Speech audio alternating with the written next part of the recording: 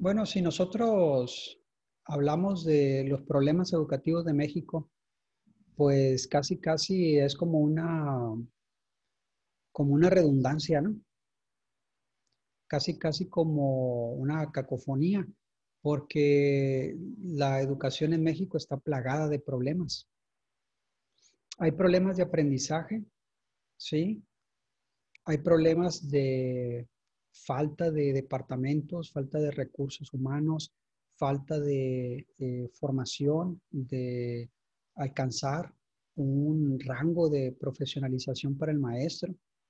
Imagínate que identifique problemas de aprendizaje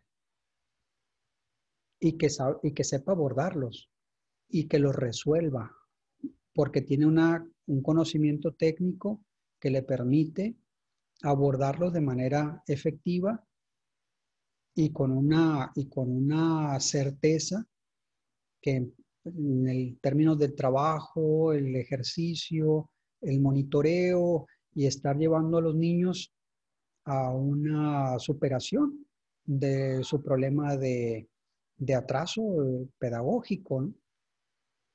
Estoy hablando de una situación ideal. Lo que pasa es que forma parte de los problemas educativos. Vamos a las escuelas están en malas condiciones, no solamente malas condiciones, ¿no? No, lo que pasa es que hay una situación de franco abandono. Para no andarnos por las ramas, pues, ir directamente al grano, la cuestión está en que eh, tenemos una situación de escasez de recursos, de desidia de parte de las autoridades de equipar a los espacios escolares, de diseñar mejor los espacios, ¿no? Porque el financiamiento, bueno, nosotros podríamos hablar de un escaso financiamiento de la educación en México y resulta que paradójicamente es una de las secretarías que más dinero recibe en cada presupuesto de egresos. Año con año se discuten los presupuestos de egreso, se redacta una ley para estipular cómo se hace el gasto federal y resulta que indefectiblemente la escuela recibe la mayor partida. El sistema educativo mexicano es un sistema educativo enorme. Es un sistema educativo que demanda la, un, una suma de dinero importante. Entonces, la cuestión está en que el 80% de todo lo que obtiene el sector educativo va en salarios. Los salarios de los maestros se lleva la mayor partida, ¿sí? Y entonces si empiezas a ver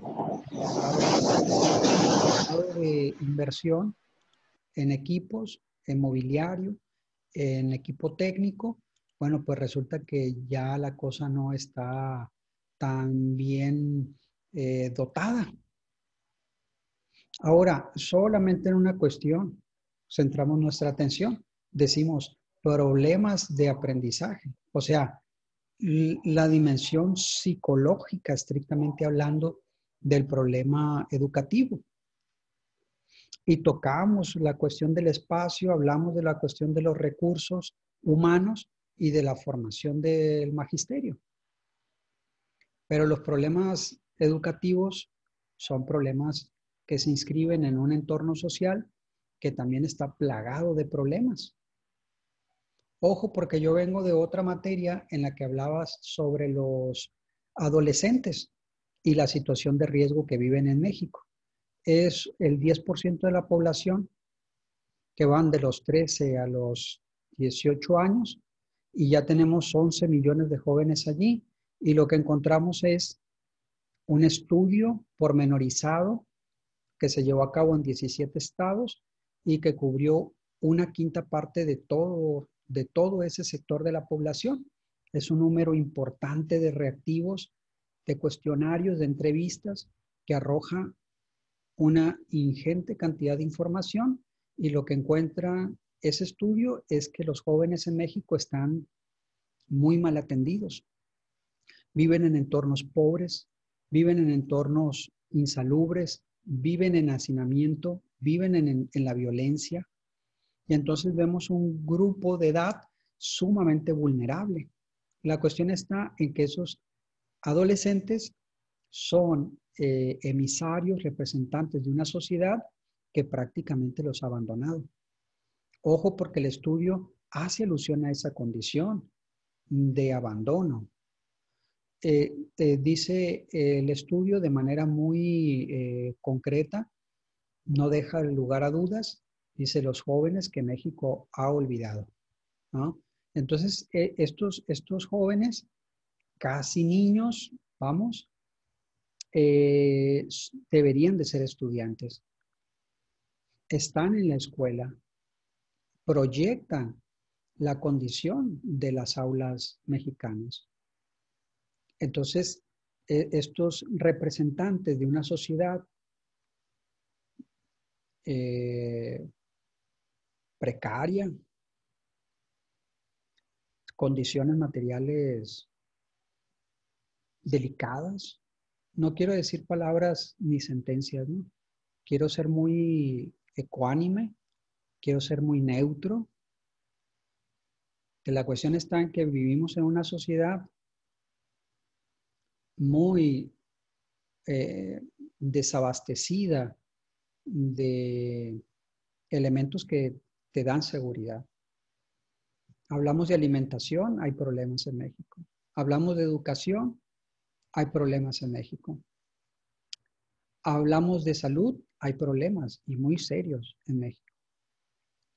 Fíjense, si nosotros entramos al apartado de salud, nos encontramos en una situación muy delicada que quizá sea equivalente a la situación que encontramos en la educación.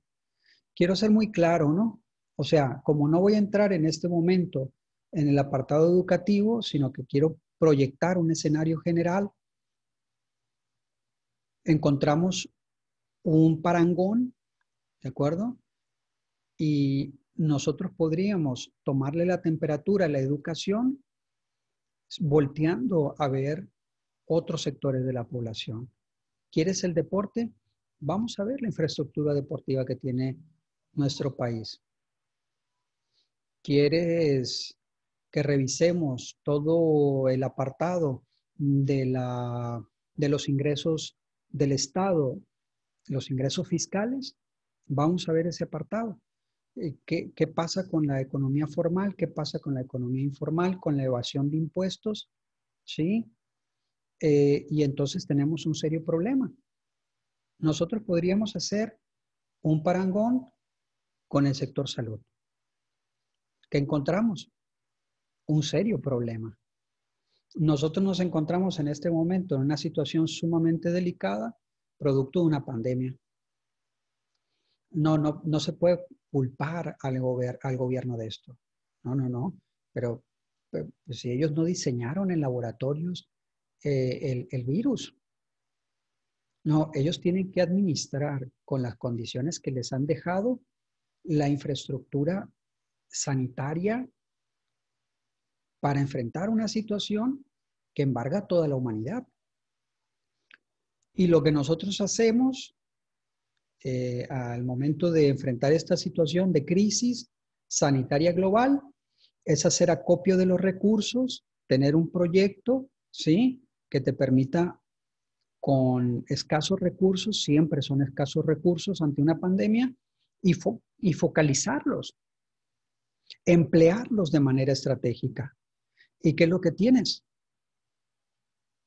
Oh, Dios mío, hospitales abandonados, infraestructura hospitalaria dejada a medias.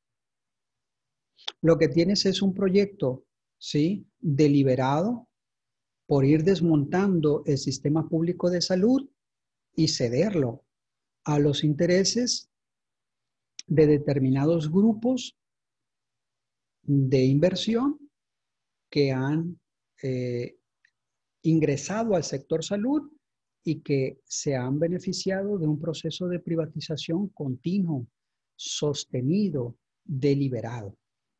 O sea, dentro de los propios departamentos, dentro de los propios servicios de salud pública, hay sectores que están privatizados.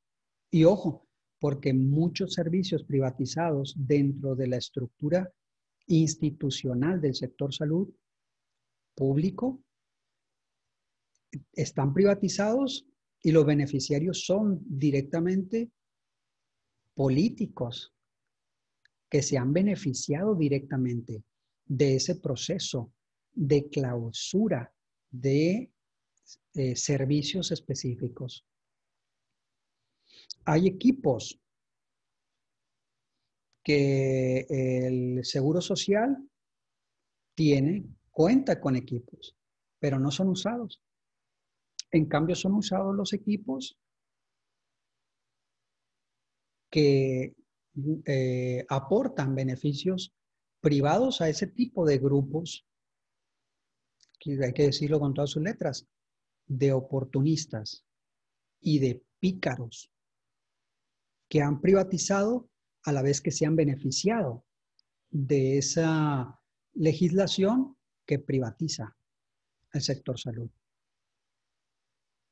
Bien, nos encontramos nosotros con la friolera de 300 hospitales que comenzaron a ser construidos, que un día se cerró la obra y que quedaron en obra negra. 300 instalaciones de hospitales. ¿Qué es lo que hay que hacer en medio de una pandemia? Con un panorama así de crítico. Se cerraron las puertas a los estudiantes de la Escuela de Medicina. Se congeló la creación de bases para nuevos médicos, como si viviéramos en una situación de primer mundo en términos de atención sanitaria. ¿Por qué se les negó la entrada a los estudiantes para formarse como doctores? ¿Por qué se cerraron las puertas para la creación de nuevas de puestos base en el seguro? ¿Por qué razón? Teníamos nosotros bajo control, ya estaba cubierto la demanda de médicos en México. De ninguna manera. Si nosotros revisamos simple y llanamente la estadística de camas por cada 100,000 habitantes, te vas para atrás. Estás al nivel de países que no tienen punto de comparación con México, de lo atrasado que son estas naciones, con todo respeto. Con todo respeto. Soy una persona muy respetuosa de la situación y los procesos y las condiciones que tiene cada pueblo porque responden a una circunstancia histórica muy específica. Pero es increíble que te vas para atrás y no hayas de qué agarrarte cuando ves que las condiciones sanitarias, el desarrollo de infraestructura de salud y la generación de recursos humanos en México tienen niveles de naciones que tienen, simple y llanamente, el número de habitantes no tiene punto de comparativa. O sea, esto no fue un descuido, responde a un plan. Responde a un plan escrito, responde a un plan muy claro y tiene que ver con la privatización del sector salud. Así como se privatizó los energéticos, como se privatizó las telecomunicaciones, como se privatizó miles de empresas nacionales. Se remataron bajo la idea de que lo público es ineficiente, lo público es corrupto, lo público es un lastre. Bueno, y resulta que lo privado resultó poco eficiente, resultó poco competitivo y resultó no corrupto, corruptísimo. Y entonces la idea neoliberal de que lo privado estaba ética y profesionalmente por encima de lo público, pues colapsó totalmente, ¿no?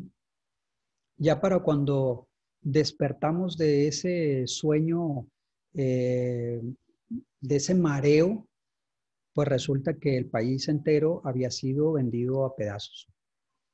Y la pandemia nos toma por sorpresa en un momento de desabasto de medicamentos, en un momento donde las medicinas están monopolizadas por farmacéuticas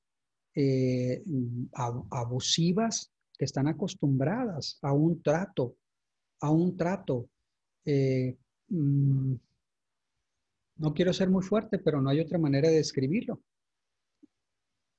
Un trato mafioso con las autoridades federales que retrasan la entrega de medicamentos como si hubiera un desabasto, pero un desabasto fingido, un desabasto simulado. Y las autoridades le hacían un guiño porque sabían perfectamente bien que en fecha estipulada por contrato iban a llegar los medicamentos, pero con un sobreprecio. Y ese sobreprecio iba a las bolsas sin fondo de la corrupción. Entonces, se toma por asalto la salud de la gente y se hace negocio con la desesperación. Eso en el sector salud y eso en muchos sectores de México. Ojo, porque en México hay un poder público mafioso que ha sido descrito de manera muy plena por el doctor Edgardo Buscaglia. Un poder mafioso que ha tenido una hegemonía cultural y también una hegemonía política y también una hegemonía coercitiva, concreta sobre la población mexicana. Está allí, pero no la vemos. La sufrimos, pero no la cuestionamos. Y queremos superarla, pero no nos imaginamos otro modo de ser mexicanos, con más dignidad, con más respeto a nosotros mismos. Hoy que apenas se avista un mundo diferente, transparente,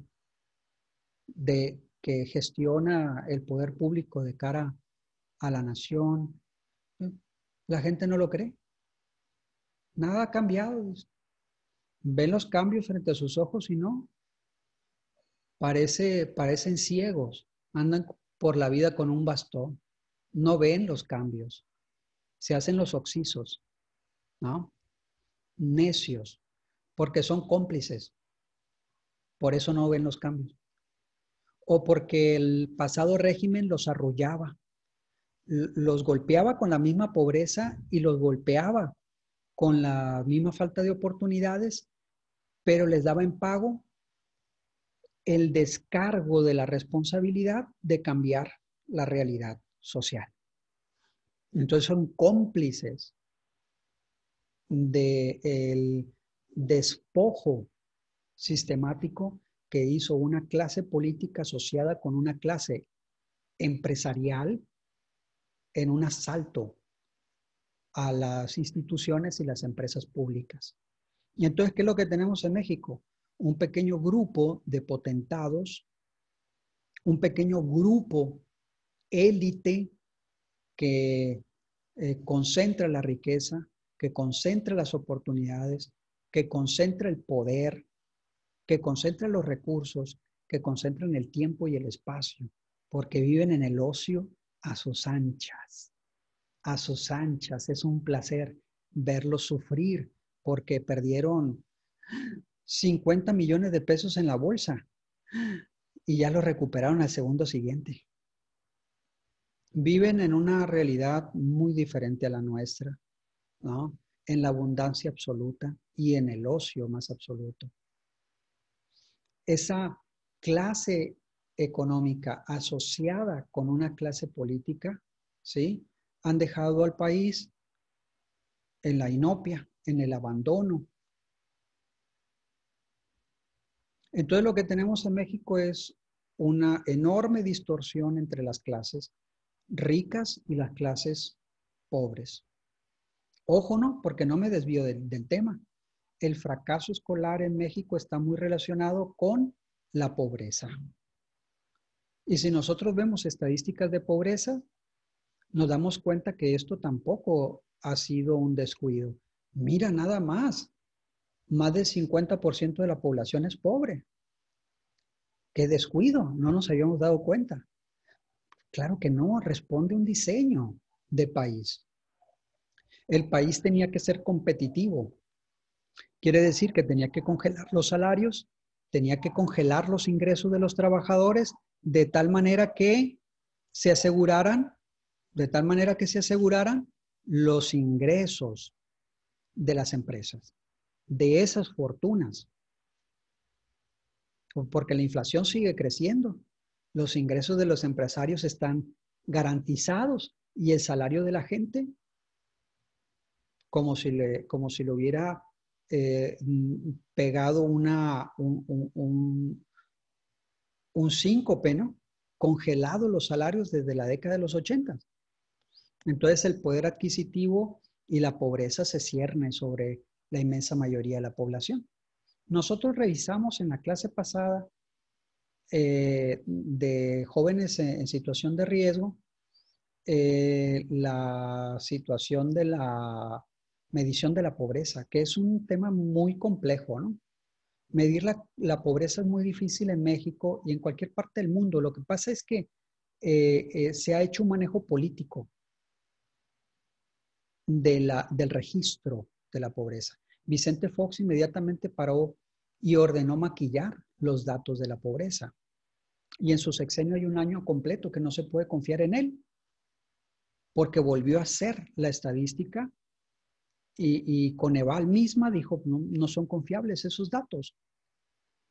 Sacó estadísticamente hablando, y lo siento por los estadistas, pero en este caso la palabra estadística sabe a maña, sabe a argucia, a timo, y resulta que de un plumazo sacaron a millones de la pobreza. Bien, es difícil medir la pobreza en México y en todo el mundo porque incluso es difícil conceptualizar la pobreza. La cuestión está en que si tú te vales un poco de los datos que tenemos en Coneval, en el INEGI, ya, aunque sean poco confiables los datos, ya te dan una muestra de lo alarmante de la situación. En México el 80% de la población vive en una situación de vulnerable. ¿Qué significa esto? Bueno, la palabra vulnerable es una palabra que trata de reemplazar y que trata de matizar y que darle cierta perspectiva y espesor a la palabra compleja, en términos sociológicos, en términos de su definición de pobreza. Lo que pasa es que tú puedes tener buenos ingresos, pero no basta para determinar si eres pobre o no. Porque puedes tener un buen ingreso comparativamente hablando, pero resulta que si no tienes servicios médicos gratuitos como un derecho, pues resulta que una buena parte de esos ingresos se va cuando uno de los miembros de la familia enferma. Puedes tener buenos ingresos y decir, bueno, este hombre no es pobre. No, hay buenos ingresos en la familia, pero la casa no es de su propiedad. Entonces, una buena parte de esos ingresos se canalizan a la renta de un hogar. Lo mismo pasa cuando tú tienes buenos ingresos, pero no tienes educación. Entonces, son situaciones de vulnerabilidad, ¿no? Entonces, medir el ingreso y relacionarlo con la pobreza no nos da una imagen correcta de la pobreza en México. Bien, si nosotros tenemos buenas condiciones de vida, si nosotros tenemos buenos ingresos, Si tenemos salud y alimentación, pero somos incultos, también estamos en una situación vulnerable. ¿Por qué razón? Porque la realidad humana es información, porque la realidad humana está compuesta de elementos simbólicos. Y para vivir plenamente y comprender la realidad que te rodea, necesitas ser una persona educada. Necesitas conocer las situaciones de riesgo y necesitas ponerte a resguardo de esas situaciones de riesgo por el conocimiento que tú posees y que te ha dado la escuela. Entonces no es una cuestión solamente material, es una cuestión también espiritual, es una cuestión también de conciencia, ¿no? El 80% de la población en México está en una situación vulnerable, ¿de acuerdo? Es un pequeño sector el que tiene buenos ingresos, buenas condiciones de vida, buenos servicios médicos, buena educación, ¿sí? Que no vive en el hacinamiento y las condiciones de estrechez espacial, no vive en la promiscuidad y entonces no es su situación una situación vulnerable. Una capa delgada de la población se encuentra en esa situación.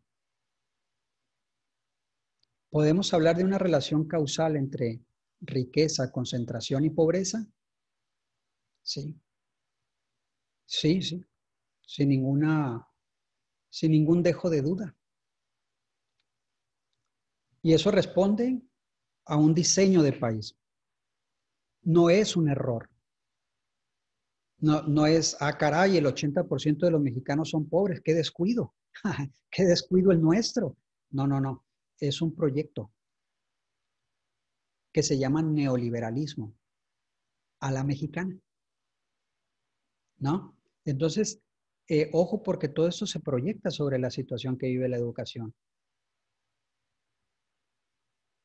Si nosotros vemos cómo los ricos viven en sus mansiones, en colonias amuralladas, y después volteamos a ver las escuelas en las que toman clases, si llega el maestro, si hay maestros, si hay escuela, los niños de México, hay una relación,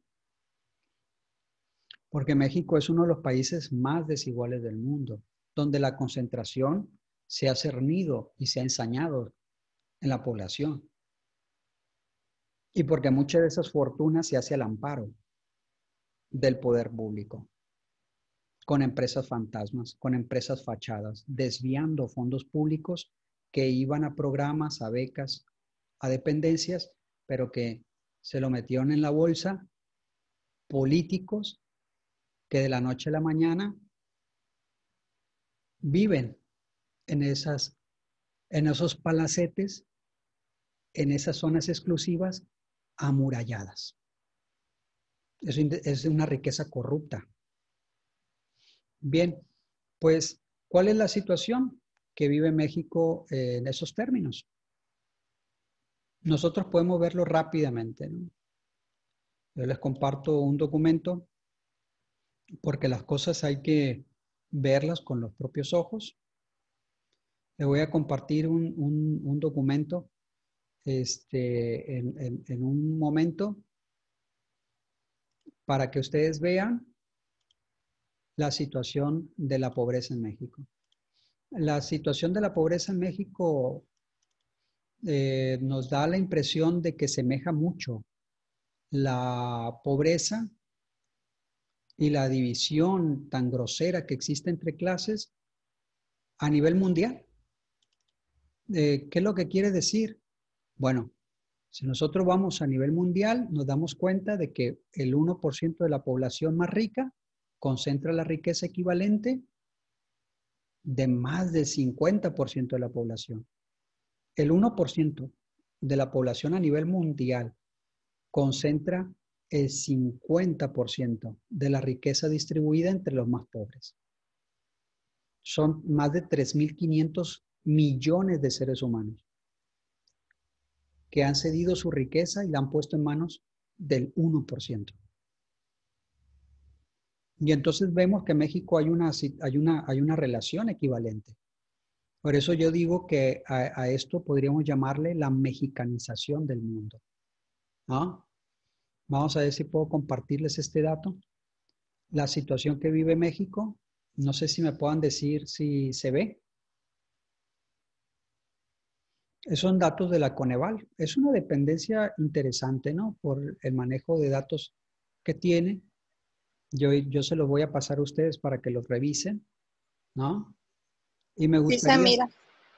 gracias, que vieran nada más esta estadística. Esta tabla que está aquí. En la primera barra, nosotros tenemos población en situación de pobreza.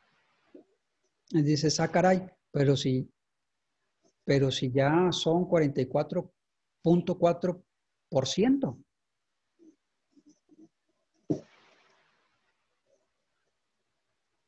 Nosotros tenemos allí Población. millones de personas. Ya revisarán ustedes con tiento, con cuidado, todos estos datos, ¿no?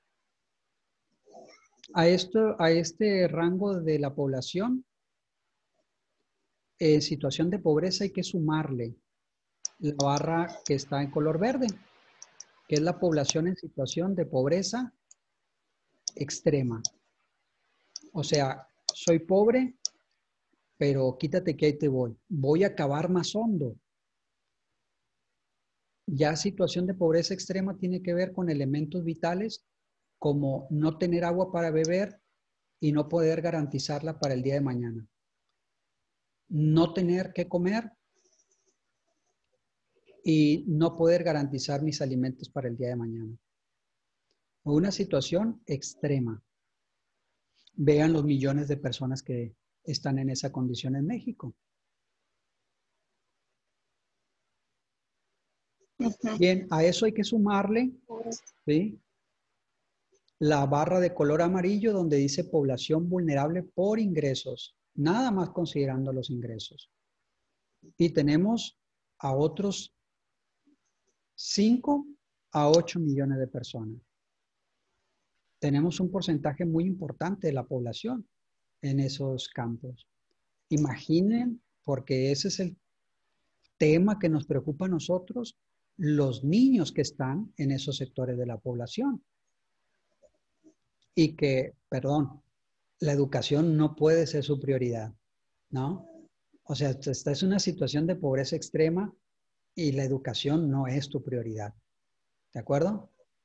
Esta es una situación de pobreza y la educación es un elemento secundario en tu interés. En la tabla de tus intereses es secundario. Me perdona. Bien, hay una tabla, hay una barra de color anaranjado que dice población vulnerable por carencias sociales, que hay que sumarlo todavía. Es un 32, 29%, que es como ha ido evolucionando, ¿sí?, a lo largo de un periodo. Ojo, porque allá abajo están los conceptos de rezago, que es el rezago educativo, el acceso a los servicios de salud, acceso a la seguridad social, que es un concepto muy complejo, el de la seguridad social en este caso, acceso a la alimentación, calidad y espacio de vivienda, acceso a los servicios básicos en la vivienda, ¿de acuerdo? Es un sector de la población que, si bien parece que cubre sus necesidades, hay elementos varios o hay un elemento que decisivamente, de modo muy específico, va vulnerando su seguridad, su bienestar, y entonces hablamos de una población con carencias sociales. Es otro de 32 a 29% de la población. Ojo, estamos hablando de una tercera parte de la población. Solamente considerando los factores de carencia social.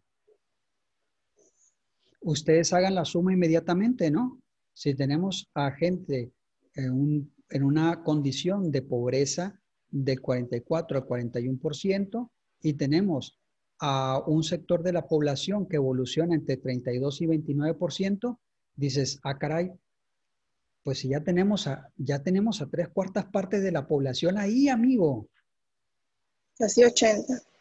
Ese casi 80, o sea, tenemos ahí un retrato, una instantánea que te deja, pero con la cara larga. Te deja angustiado. Ese es el retrato de México. Súmenle la situación de pobreza extrema. Ojo, ¿no? Porque nosotros tenemos que imbuir en esta situación la educación. Y entonces no nos puede extrañar lo que nosotros señalamos en el primer video, de que México es una fábrica de pobres y también es una fábrica de reprobados. Nosotros tenemos que encontrar una relación causal entre pobreza, entre falta de oportunidades, marginación y fracaso escolar. Ojo, porque toda esta reflexión nosotros lo vamos a hacer en función de nuestro trabajo final. Es un semestre corto, nosotros nos vamos a ver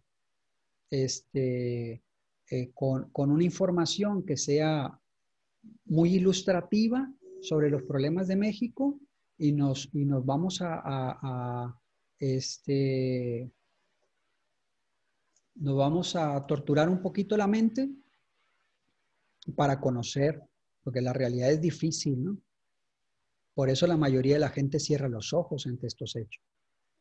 Prefiere distraerse, evadirse, y no es una crítica. No, no es una crítica.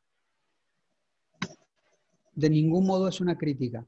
No, es una cuestión casi para guardar la salud mental. Evadirte de las condiciones en las que se encuentra México cuando levantas el tapete y empiezas a ver los graves problemas que tiene esta sociedad. Si tú desde este punto de vista estadístico empiezas a ver la seguridad en México, empiezas a tener un tic nervioso. Dices, caray, pero si somos una sociedad tan vulnerable, tan estrecha en términos materiales,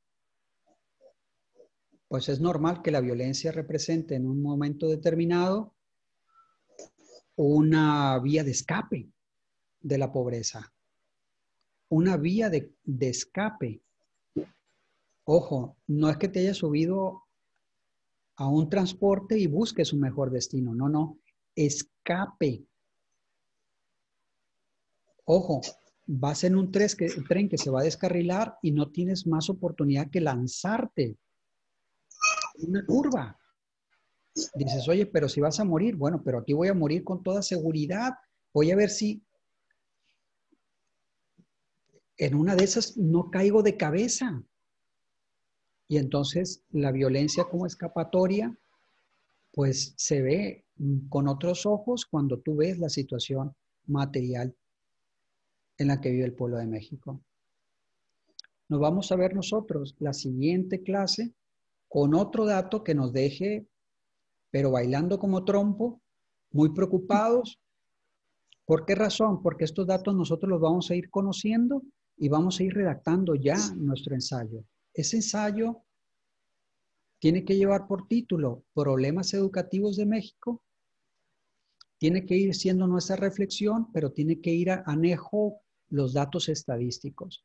Vamos a traer datos estadísticos de CEPAL, vamos a traer datos estadísticos de UNICEF, vamos a traer datos estadísticos de distintas organizaciones nacionales e internacionales que ven la educación a los ojos con una lente más amplia para ver las condiciones de la sociedad en las que se inscribe la educación mexicana.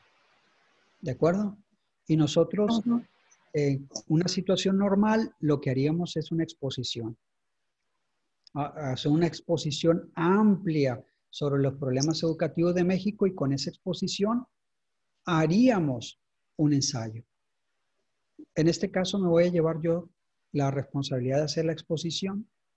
Lo voy a hacer sufrir con los datos que les voy a mostrar poco a poco.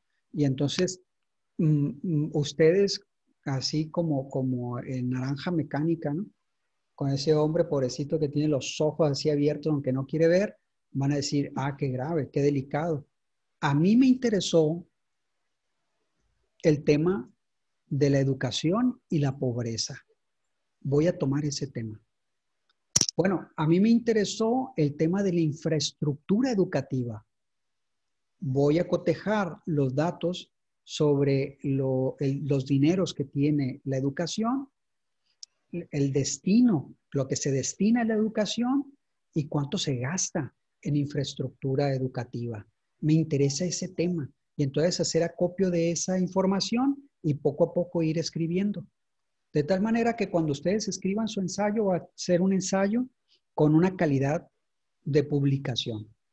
Yo les voy a ir enseñando poco a poco los documentos, las fuentes de información y también, llegado el caso, les voy a dar ejemplos de escritos para que tomen ustedes un modelo y puedan hacer su ensayo, ¿no? Por una simple razón, que tú no puedes pedirle a los alumnos lo que tú no enseñas, ¿no? Entonces, vamos a ir paso a paso. Yo siempre lo digo, pocos pelos, pero bien peinados y despacio que llevamos prisa, ¿no? Entonces, poco a poquito, sacando todo el jugo a los datos que vamos concentrando, con el ejemplo de una reflexión amplia sobre los datos que tenemos y después aflojar la mano y empezar la redacción. ¿Está bien? Profe, Sí. perdón. Entonces quiere decir que el ensayo se va a basar básicamente en los temas estadísticos y en la economía del país, pues. Es como ponerle documentos oficiales de estadísticas y porcentajes de todos los problemas que hay dentro de la economía en México, junto con respecto a la educación. Te podría decir que sí, porque los datos económicos, pues de alguna manera son una radiografía del estado de la nación, pero no son solamente datos estadísticos y números, ¿no? Porque también vamos a ver cómo los han interpretado otras organizaciones a la luz de otros documentos, año con Que año, tapan algunas cosas. semestre tras semestre, perdón. Se menciona a México y su situación en términos del desarrollo cultural o en términos de los derechos humanos. Ojo, porque un derecho humano elemental es el de la educación. Y entonces podríamos entrar también por ahí viendo qué organizaciones han visto el estado de los derechos humanos, concretamente el derecho a la educación en los niños y las niñas de México. Ojo, les podría interesar cómo le va en la educación a las niñas mexicanas. Un brete, un asunto muy complicado y un asunto muy penoso. Ese podría ser uno de los ensayos. Vamos a entrar por allí, ¿no? Poco para permitirles a ustedes que hagan sus propias exploraciones y que entonces llenen de contenido, muy dramático, por cierto, lo que queremos decir cuando decimos problemas educativos de México. Cuando ya digamos nosotros al final del semestre problemas educativos, lo vamos a decir que casi se nos va la voz, porque vamos a saber a qué nos referimos. Son problemas muy delicados, muy graves, ¿no? Pero tenemos el potencial humano, la capacidad como sociedad para salir avanti de esos problemas. Lo que pasa es que ha habido grupos de interés que se benefician con el desastre y quitando esos grupos, poniendo manos a la obra, comprendiendo plenamente un problema, podemos encontrar la solución. Tenemos que quitar a los zánganos que se han beneficiado de la desesperanza entera de un país. Y entonces vamos a empezar a sanar, vamos a empezar a corregir nuestros problemas, vamos a salir adelante. Ojo, ¿no? Con eso último, porque al final de nuestros ensayos vamos a ver si tenemos oportunidad de guardar una nota esperanzadora. Vamos a ver. Por el momento los dejo. Yo creo que la clase ha sido corta, pero muy compacta. Nos vamos a ver la siguiente sesión con otros datos para torturarnos un poquito, ¿no? Atormentarnos. Ha sido un gusto, como siempre, estar Pero con llenarnos de ustedes. información. Sí, para llenarnos de información, o de sufrimientos, pues. Vamos a sacarle provecho a esto, vamos a hacer un trabajo intelectual bonito. Me saludan al Sí, resto de los compañeros. Le dicen a ajá. Martín, le dicen a Alexis, le dicen a los compañeros, a Brian, que se acerquen para hacer un buen trabajo. Esta clase queda grabada, se las comparto para que a su vez ellos la vean, ¿no? Hay que entrar. No puedo hablarle aquí a un muro, pero si entramos, interactuamos, sale mejor, ¿no? Me quedo Sí. sin tiempo. Les reitero mis saludos, les mando un abrazo y cuídense mucho. Ok, igualmente. Bye bye. Bye.